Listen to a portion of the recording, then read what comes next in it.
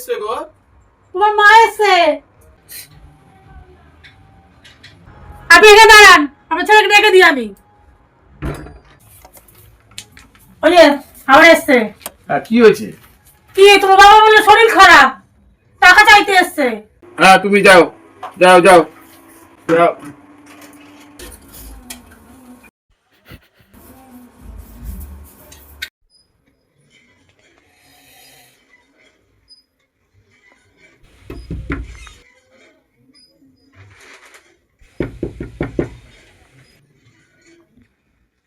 এই দেখো তো কে এসছে।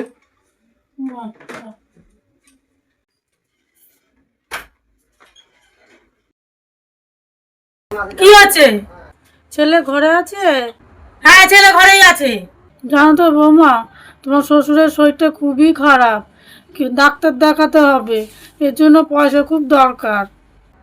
এমনি সময় তো আসেন না, এখন যে ছেলের পয়সা দরকার পড়েছে ছেলের কাছে এসছেন।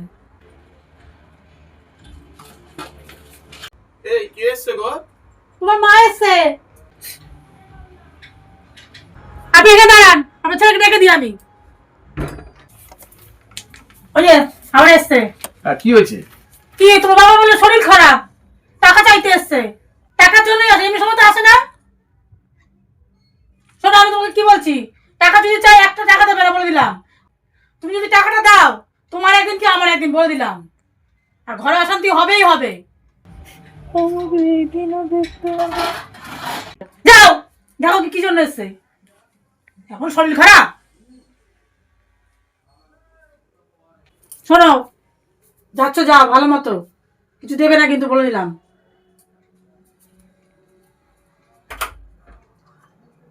হ্যাঁ কি হয়েছে বলো। জানিস তো খোকা, তোর বাবার শরীরটা খুবই খারাপ, ডাক্তার বলেছে হসপিটালে ভর্তি করতে হবে। কি বলবা, আমার বউ এমনি এমনি তোমাদের উপরে রেগে যায় না। অনেকগুলো টাকা লাগবে, তুই একটু ব্যবস্থা কর না। টাকা যখনই দরকার পড়ে তখনই চলে আসো।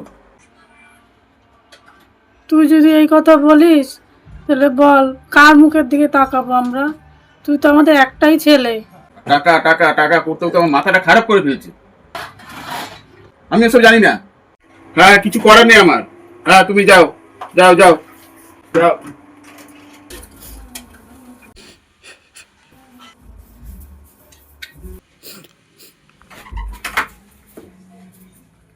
ঠিক করেছো, তাই দিয়েছো, ভালো হয়েছে।